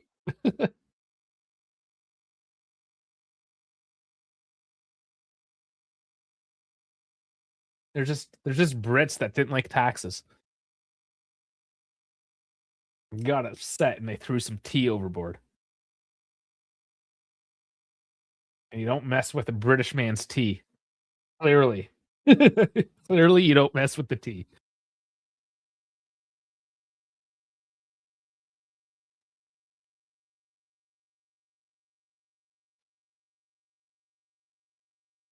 Yeah, so how does it work in Australia then, actually? Because you have Aussie rules football.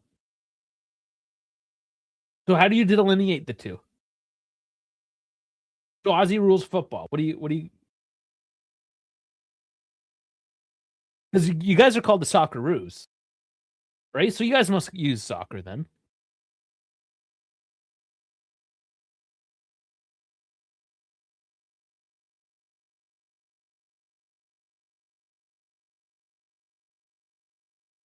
And I don't really care what it's called at the end of the day. I just wish there wasn't so much confusion. I wish we can just, like, come to terms with something.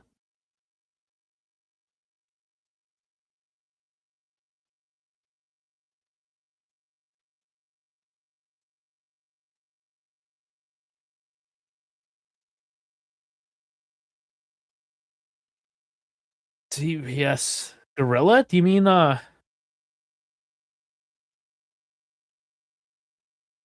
CBS Gorilla? That's what you means, okay.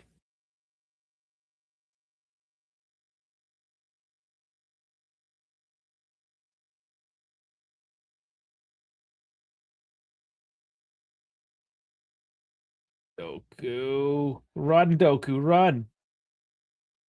Got the jump on the first man. Lukaku. Can't get the shot off. Belgium looking for a fourth. Oh, that one got the keeper moving, but it was deflected.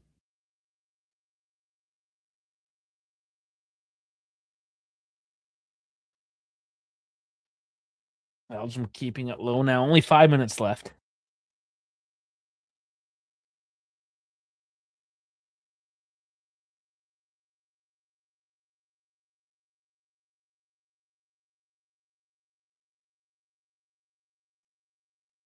Nobody there on that cross. No overcommitment by Belgium this late in the game.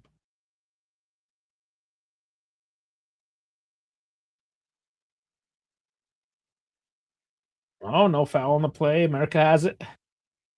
Oh, just denied. No call. Oh, there is a call on that one.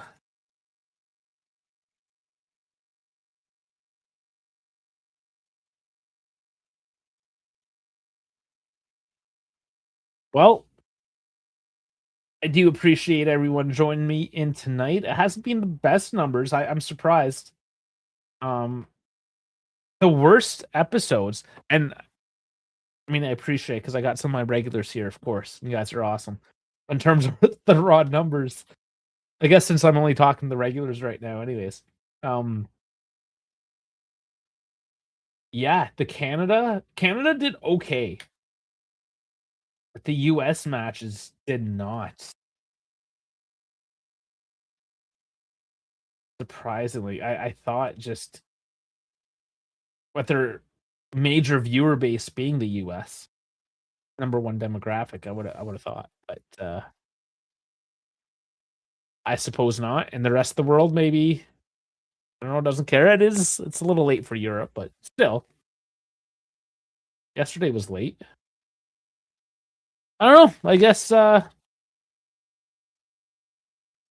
Sorry to say, I guess nobody really cares about Belgium, US, or they're just like making a point not to watch. I don't know, but here you go. You just wake up and then your heart is just pumping. Boom, boom, boom, boom, boom, boom, boom, boom. Yeah, so those moments are crazy. There you go. There's the clip for the evening. Double changes. We're at the 88th minute. Oh, they do still have 2 changes to make.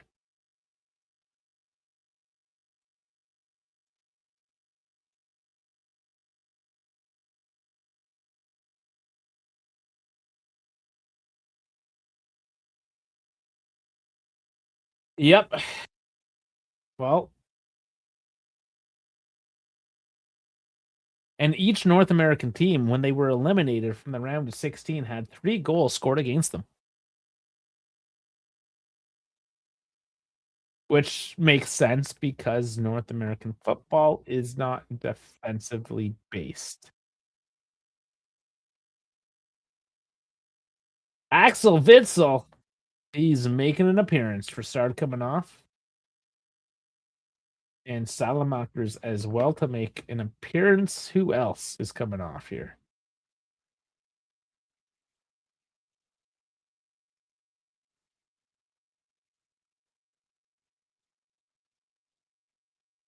He is the oldest at a World Cup finals for Belgium. All right, 37.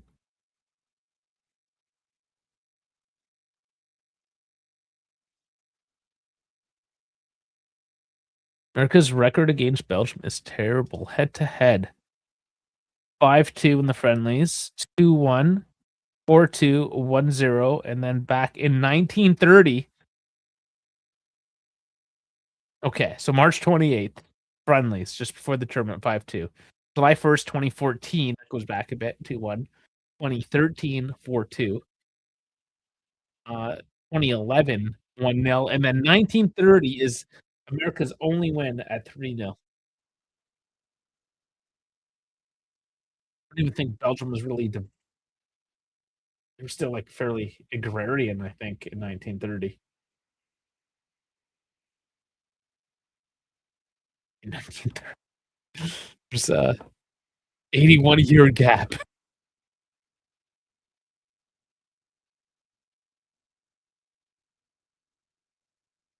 So yeah, and there's gonna be a 3-1, give or take, added to that record sheet for their 6th meeting of all time. 2014 was the World Cup. 1930 was the World Cup. The other 3 games were friendlies.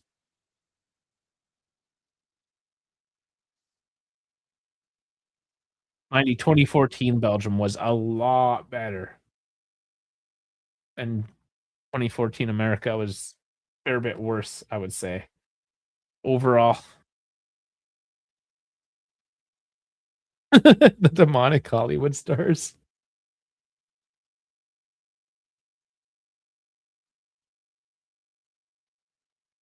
Oh, man, just I hate to say it, but, like, America hasn't even looked like they wanna get a goal. They got their one lucky look off a deflection. It's just so unexpected playing at home. To a Belgium that has not looked great. Yet here we are. Couple minutes left in this one. They all in, dude. Just all in. You have literally nothing to lose at this. 2 minutes left. Yeah, just surprised. I thought for sure before the whole fiasco happened that America had it. I just have this feeling that this whole nonsense surrounding Trump and the red card, and it's gonna make everything look so silly. And it's not like it was a close game. It really wasn't even a close game, to be honest. I'm already gonna look into the numbers here. We know what's happening here.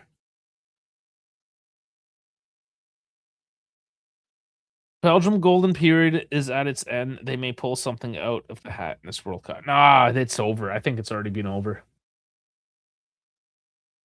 We got to think too. Like this is our second knockout round, but the round of 32 is kind of silly. Lukaku, it's Lukaku. You just wake up and then your heart is just pumping. Boom, boom, boom, boom, boom, boom, boom, boom. Yeah, so those moments are crazy. I only got excited because it was Lukaku.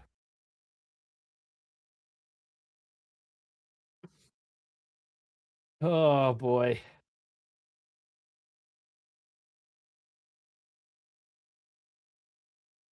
Like the US have looked good this tournament up until now. And the Belgians have looked like shits up until now. Oh my lord.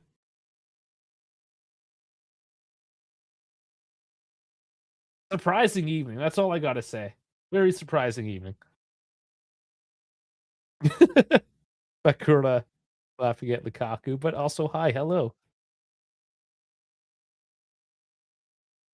I don't know where we got it from. Am I able to download it? No, I can't download it straight from here. I think Dash got it.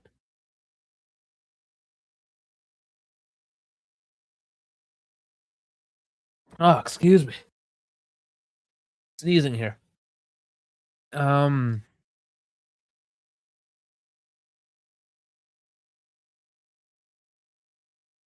Okay, it's a yeah. I think Dash must have clipped it to be vertical. I don't know. But here, since I already got Instagram open, there's a link to the YouTube video of it.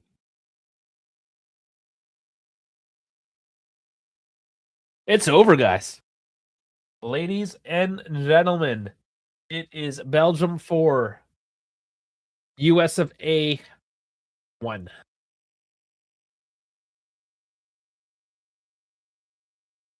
I feel like social media is going to be spicy this evening. That's it. That is it, man. What did Kendrick say? Turn this TV off. Trump make the call to Infantino. Save. Oh, yeah. I don't think Trump's overturning that one. USA played proper football until today. Yeah, I agree. Today they played soccer, and Belgium made some drastic changes to the lineup, and it worked today. Yeah, well, specifically De Bruyne and Doku. Sorry, yeah, third guy. Shame for Onana. Yeah, he is a good player. His injury looks bad.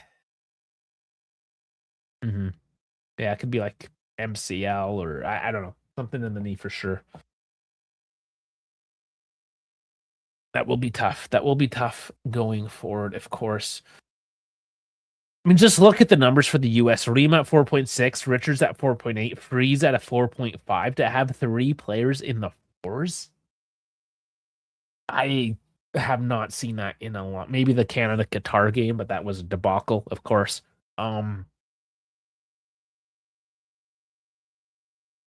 Hillman's the only one with a good rating today, and Orena gets a 7. They just didn't show up, man. And I want to say that the scoreline's probably a little bit flattering, and that's the I shouldn't say it's flattering, but Belgium, they're lucky America didn't show up today because I think they looked a little bit better than maybe they did actually play, just because the US played so poorly this evening. Yeah, and that's the problem. The politics of the last few days really is a black mark on this US men's national team. And like Balogun didn't do anything. You know? After all this fuss about it, and then Balogun doesn't even show up. Physically he's there, but doesn't even show up. Fuck, I mean, and that's that. And look, the second half was mostly America. But what did they do with it? 56% of the possession, 0.67 XG, 2.15. Shots 7 to 15 on target, 2 shots on target. You're welcome, Rick. I'm assuming you're heading out. You have yourself a wonderful, morning, afternoon at this point. I think it's 11 o'clock where you are. Anyways, whatever it is, you have a great day. I think defense USA's weaknesses, MLS players and a 38 or 37-year-old. USA's midfield looks good. Attacks average, but defense is poor. No, absolutely. MLS defense is not a thing. Again, same with Canada. We can make very similar comparisons in the back line between the US and Canada in that regard. Because, guys, the Ream is Charlotte. Oops. And Richards is... Oh, he's at Palace. Robinson's at Fulham. And Freeman is at Villarreal. But in terms of the center backs... Yeah, I guess that was the same with Canada. He had one guy at Nice and then the other guy at Fulham under 21. I thought Reyna would be a bigger player a few years ago, but injuries have sadly really hindered his career. Same with Pulisic to a point. I don't know, man. They just didn't have the fire in their bellies. That's it. Like, the US is a decent team. But they were playing with fire. They were playing the home team advantage. Just not tonight. The politics ruined it. Anyways, the allergies are hitting me. My nose is running. I can barely breathe or talk at the moment. I've been going solo tonight because I'm pretty sure Dave passed out on me this evening. But in any case, thank you everyone for joining me. Please do like and subscribe. We got a couple more of these to go. The tournament is slowly closing out now. 13 to under 2 weeks. Yeah, we're under 2 weeks away. But we're trying to get to 2,500. We're at 2437. So keep on smashing that like, that subscribe button. Oh yeah. The US is a team on the up. Yeah, small steps. This is gonna be a wake-up call for sure. Their ego needed to be put in check, I think is what happened tonight. And Belgium showed up when it mattered. Okay, guys. I guess it's bedtime, probably for a lot of us. So thank you once again for joining on all platforms here: YouTube, Twitch, X, Assist, Kick, Instagram. And we got the Discord, everything down in the description. Follow us, join us everywhere. You guys have a wonderful evening. And I don't know, because Dave didn't show up. I don't know which game we're doing tomorrow. If anything, let's see. Tomorrow we have a 4 o'clock Switzerland, Colombia. I'm definitely not making Argentina, Egypt. That's noon for me. I will certainly be at work. But we'll try to sneak in a Switzerland, Colombia. Tomorrow, Wednesday, there is nothing. And then Thursday, we go into the quarterfinals. Again, those are earlier games. I'm going to have to rely on my German Dave to maybe kick those off if he can. And then I will join him flying in straight from work. But stay tuned. Anyways, everything gets posted on the Discord, on the Instagram, on the X. We also have a Spotify, too, for pre-recorded stuff. Okay, 4 a.m. Yeah, absolutely. You're in Europe, so you have yourself an excellent evening. Egypt upsets Argentina. Okay. Yeah, we got some more hate watching to do, it seems. All right, guys. You have a wonderful evening. I'll catch you on the next one. Take care.